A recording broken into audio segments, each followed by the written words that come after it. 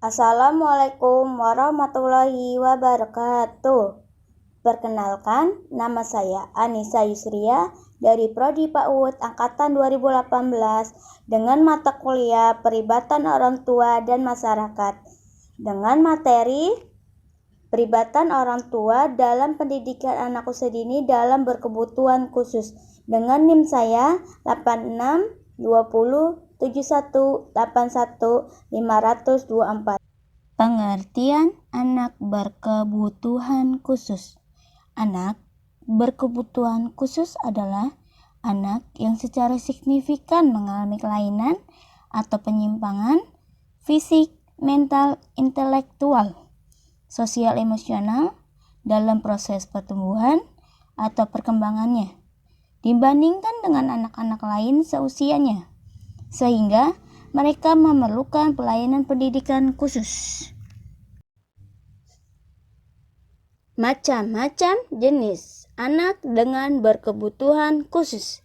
Yang pertama, tunanetra atau anak yang mengalami gangguan penglihatan. Yang kedua, tunarungu atau anak yang mengalami gangguan pendengaran. Yang ketiga, tunadaksa atau anak yang mengalami kelainan anggota tubuh atau gerak.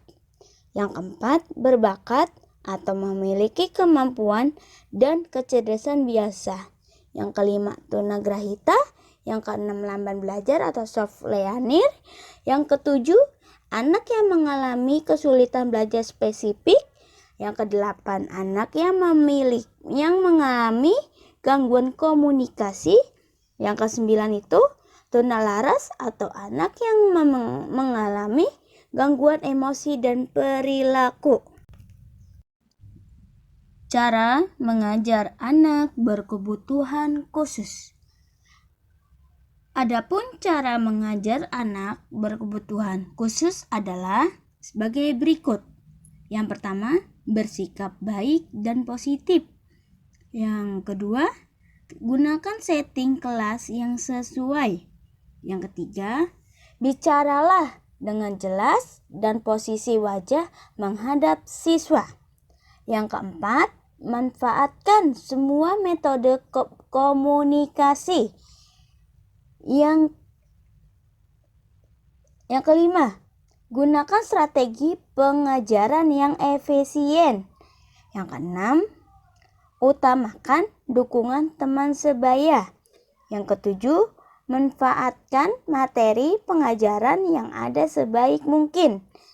Kedelapan, memberi penjelasan pada semua anak mengenai disabilitas. Yang kesembilan, buatlah kelas Anda seaksibel mungkin dan berbagilah pengalaman. Ke semua prinsip-prinsip pengajaran tersebut juga dapat diterapkan pada di kelas reguler. Alat untuk mengidentifikasi anak berkebutuhan khusus. Riwayat perkembangan anak, yakni informasi perkembangan anak sejak dalam kandungan hingga tahun-tahun terakhir sebelum masuk SD atau MI. Yang pertama, data orang tua atau wali, yakni informasi mengenai keadaan orang tua atau wali anak yang bersangkutan, lingkungan keluarga, meliputi pendidikan orang tua, pekerjaan orang tua, status sosial ekonomi, sikap dan penerimaan orang tua terhadap anak, serta pola asuh yang diterapkan keluarga terhadap anak tersebut. Yang kedua, profil kainan anak. Yang ketiga, yakni informasi mengenai prestasi belajar anak, apakah cenderung rendah atau tinggi, memiliki kelainan penyerta atau gangguan tertentu saja tergantung pada berat atau ringannya kelainan yang dialami serta sikap penerimaan anak terhadap kondisi tersebut. Pendidikan inklusif. Pendidikan inklusif dimaksudkan sebagai sistem layanan pendidikan yang mengikuti sertakan anak berkebutuhan khusus belajar bersama dengan anak sebayanya di sekolah reguler yang terdekat dengan tempat tinggalnya. Rangkuman.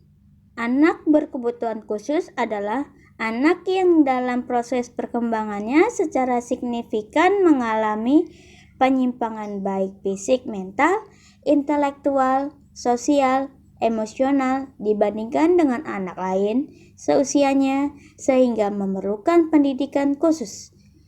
Tujuan pendidikan inklusif yaitu agar semua anak mendapatkan hak pendidikan dan kedudukannya yang sama, tak terkecuali bagi mereka yang berkebutuhan khusus.